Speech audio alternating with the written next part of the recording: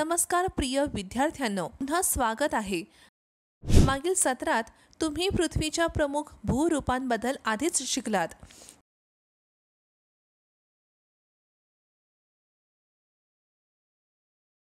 जर तुम्ही तेलंगणाचा रेखांकित नकाशा पाहिला तर तुम्हाला लक्षात येईल की तेलंगण राज्य हे मुख्यतः एक पठार आहे. संपूर्ण तेलंगण पठार प्रदेश विस्तीर्ण दख्खन पठारावर येतं.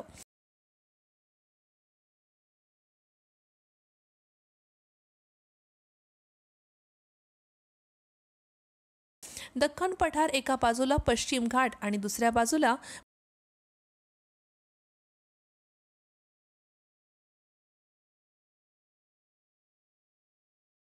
पूर्व घाटांनी वेढलेले आहे. पठाराला पश्चिमेकडून पूर्वेकडे उतार आहे.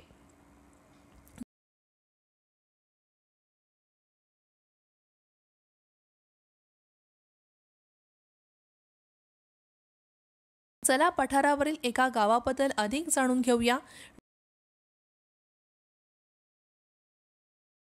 डोकूर इयत्ता 6वी सामाजिक शास्त्रापासून.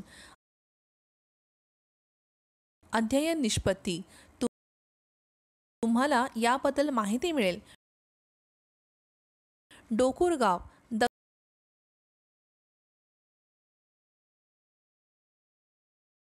दख्खन पठाराची वैशिष्ट्ये समजून घ्या.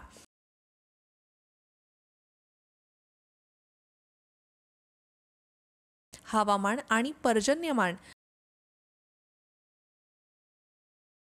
माती आणि जलसंपत्ती.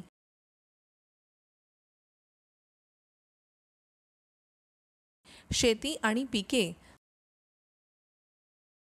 रस्ते आणि वाहतूक. अति महत्त्वाचे शब्द. पठार उंच सपाट जमिनीचा एक मोठा भाग, पट्टा.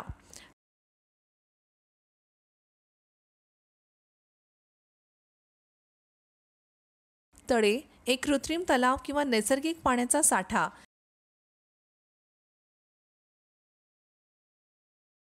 विशेषतः एखाद्या क्षेत्राला पाणी पुरवठा करण्यासाठी.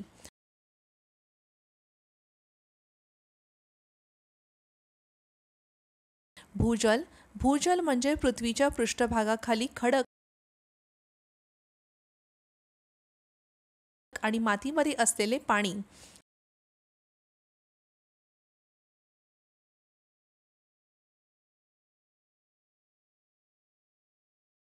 माती जमिनीच्या पृष्ठभागावरील पदार्थ ज्यामध्ये वनस्पती वाढतात.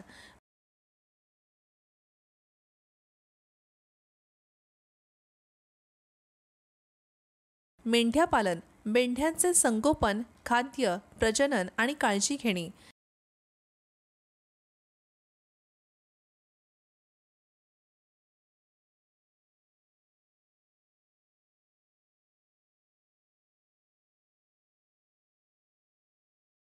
संकल्पना नकाशा तपासा.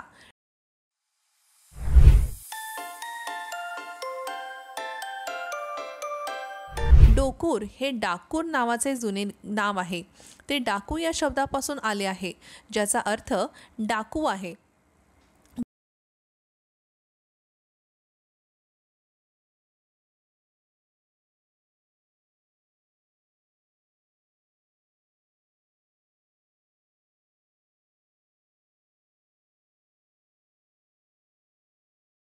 बऱ्याच वर्षांपूर्वी डाकू गट डाकूरच्या आसपासच्या परिसरात राहत होते, कारण त्यांना आजूबाजूच्या जंगलातील गर्द झुडपात लपून राहणे सोपे होते.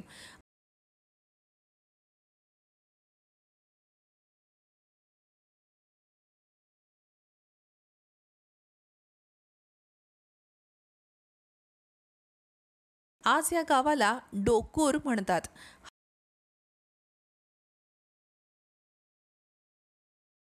हवामान आणि पाऊस. उन्हाळ्याच्या महिन्यात या प्रदेशाचे तापमान 40 अंश सेल्सिअस पर्यंत वाढते आणि हिवाळ्याच्या महिन्यात तापमान 20 अंश सेल्सिअस ते 30 अंश सेल्सिअस पर्यंत कमी होते. पाऊस कमी आणि अनियमित असतो. खूप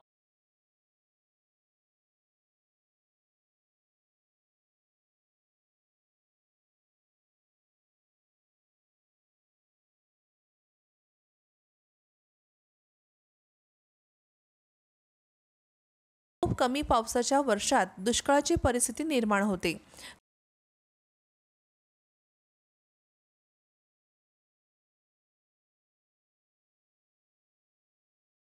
माणसे आणि गुरांसाठी पिण्याचे पाणी ही एक मोठी समस्या बनते।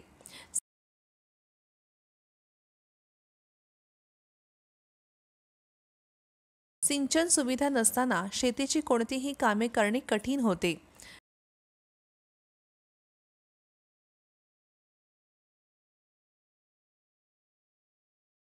माती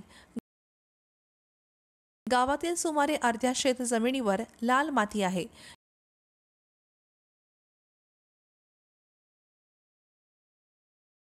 या लाल माती असलेल्या जमिनी फार खोल आणि सुपीक नाहीत। त्या मातीत पिके घेण्यासाठी आवश्यक असलेले अनेक पोषक घटक नसतात आणि वाळूचे प्रमाण जास्त असल्याने मुळे घट्ट आणि रुंद पसरण्यास मदत करण्यासाठी त्यात जास्त पाणी धरून ठेवत नाहीत।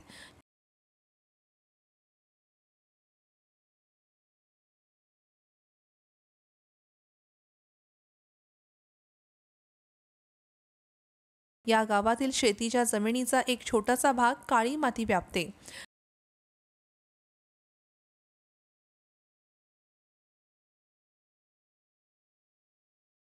काळ्या मातीचा प्रकार अधिक सुपीक आहे आणि पिके जास्त काळ टिकू शकतात,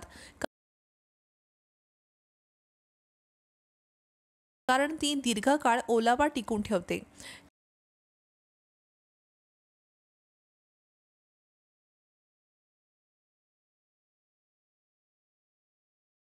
काळी माती ही मातीच्या सर्वात उत्पादक प्रकारांचा प्रकारांपैकी एक आहे। विहिरी आणि कूपनलिका, बोरवेल गावात 40 ते 60 फूट खोल विहिरी होत्या, पण आता त्या सुकल्या आहेत।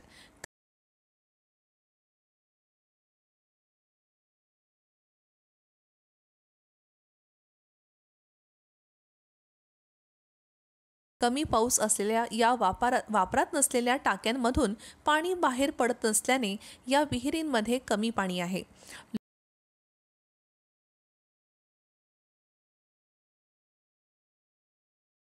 लोकांनी विहीर खोदणे बंद केले आहे।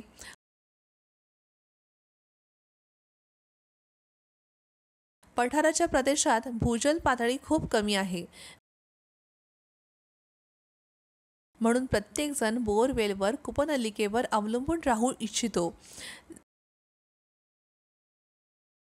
जरी काही बोरवेलना कूपनलिकांना पाणी लागले असले तरी पाण्यासाठी तीव्र स्पर्धा आहे। पाण्याची टंचाई आहे। गेल्या काही वर्षात प्रत्येक जण पाण्यासाठी खोदकाम करत असल्याने बोरवेल कूपनलिकेची खोली वाढली आहे।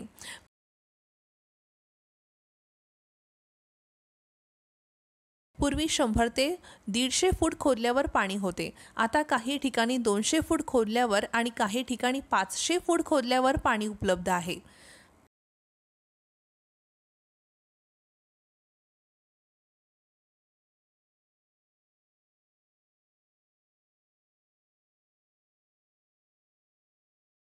खूप कमी जमीन असलेल्या शेतकऱ्यांना बोरवेल कूपनलिका खोदण्यास भाग पडले जाते। बोरवेल कूपनलिका महागड्या आणि धोकादायक असतात, परंतु सर्व शेतकरी या प्रणालीकडे वळले आहेत।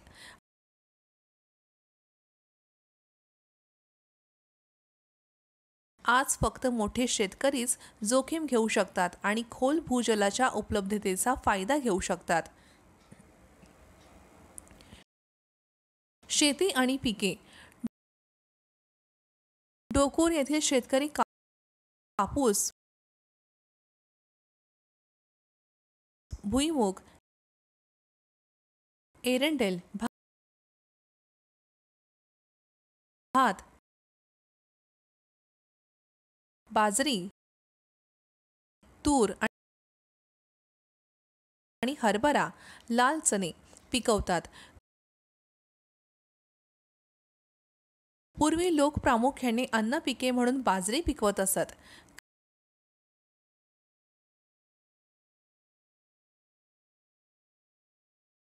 कापूस काळ्या मातीच्या शेतात पिकवला जातो.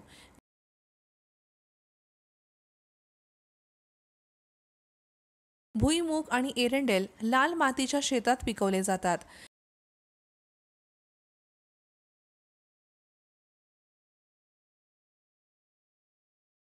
हरभरा आणि तूर हे इतर पिकांसोबत आंतरपिके म्हणून घेतले जातात.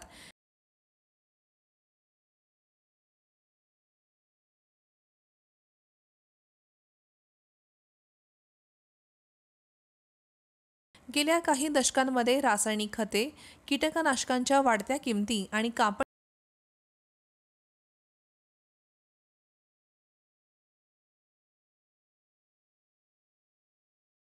यंत्राच्या वापरामुळे शेतीचा खर्च वाढला आहे. पारंपरिक खताचा वापर कमी झाला आहे.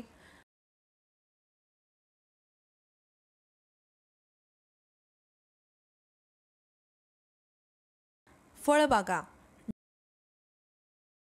डोकोरमधील काही शेतकऱ्यांकडे आंबा आणि संत्र्यांच्या बागा आहेत.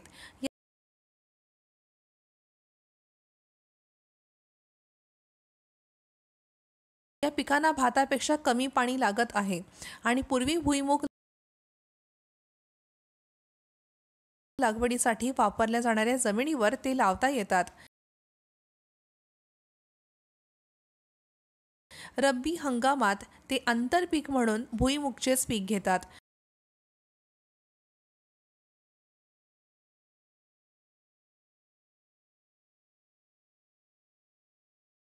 या भागातील मोठे शेतकरी सिंचनासाठी स्प्रिंकलर, तुषार पाणी शिंपडणारे यंत्र वापरतात.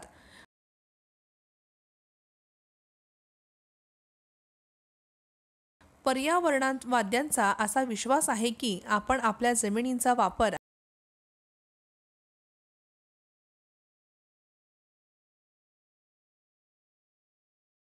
अशा प्रकारे नियोजनपूर्वक केला पाहिजे की त्या येणाऱ्या पिढ्यांसाठी उत्पादक राहतील.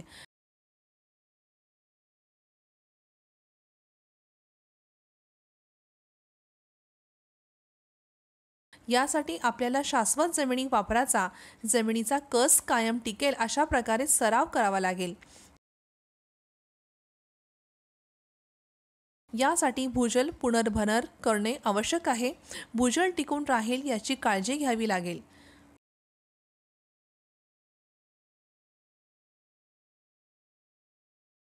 वन, कुरण आणि शेतजमीन इत्यादींमध्ये योग्य संतुलन असले पाहिजे.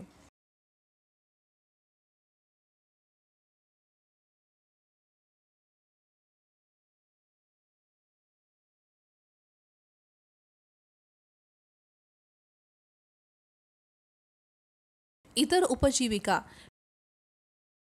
शेतीचा रोजगार फक्त 6 महिन्यांसाठी उपलब्ध असल्याने लहान शेतकरी आणि शेतमजूर नोकरीच्या शोधात शहरांमध्ये आणि गावांमध्ये स्थलांतरित होत आहेत.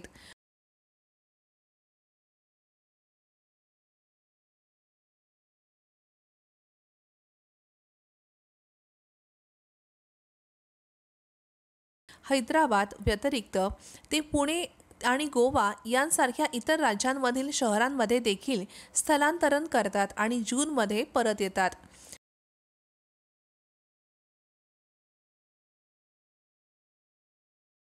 या गावात शेतीतून स्थिर उत्पन्न मिळण्याची शक्यता नसल्याने शेतकरी त्यांची उपजीविका टिकवण्यासाठी शेतीशिवाय इतर कामे करतात.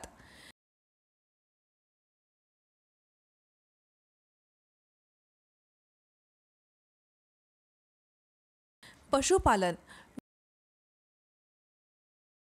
डोकोर येथील काही शेतकरी दुधासाठी गुरे पाळतात.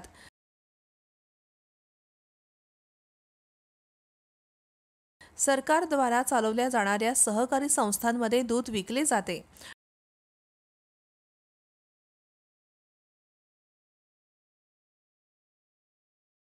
दुधाची किंमत त्यातील चरबीच्या प्रमाणावर अवलंबून असते.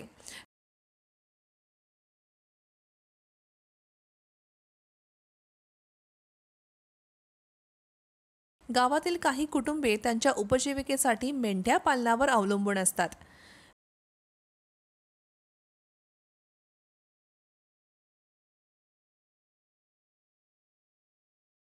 विविध प्रकारची शेती. या भागातील माती कमी गुणवत्तेची आहे आणि पाऊस कमी आणि अनिश्चित आहे.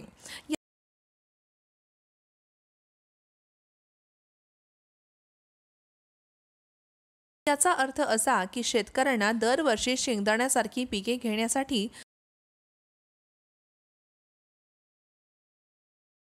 रासायनिक खते आणि बोरवेलचा वापर करावा लागतो.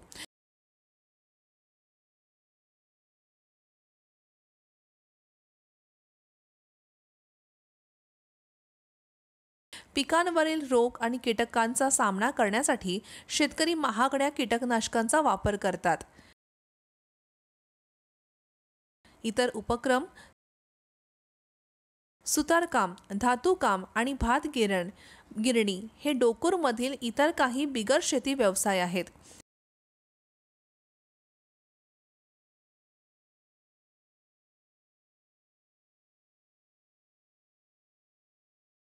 काही व्यावसायिक सेवा आणि सरकारी क्षेत्रात आहेत.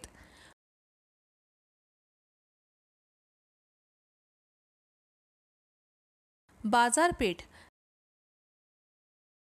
गावात किराणा दुकान, चिकन सेंटर, भाजीपाला दुकान इत्यादी काही दुकाने आहेत.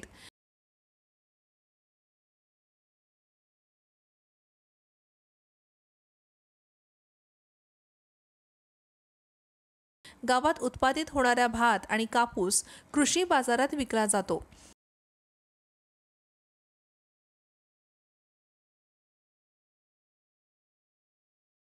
बरेच शेतकरी बियाणे, कीटकनाशके आणि खते खरेदी करण्यासाठी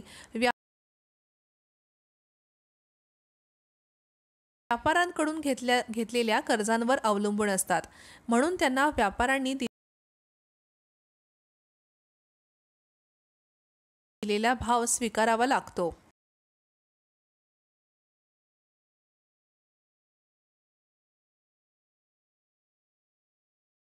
रस्ते आणि वाहतूक: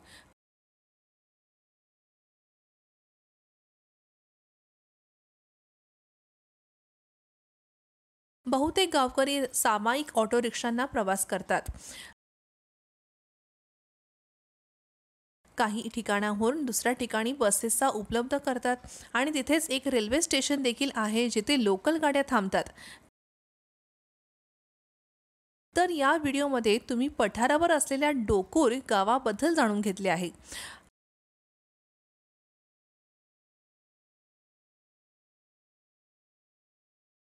आशा आहे की या सत्रातून तुम्हाला पठारावर राहणाऱ्या लोकांच्या जीवनशैलीबद्दल समजले असेल.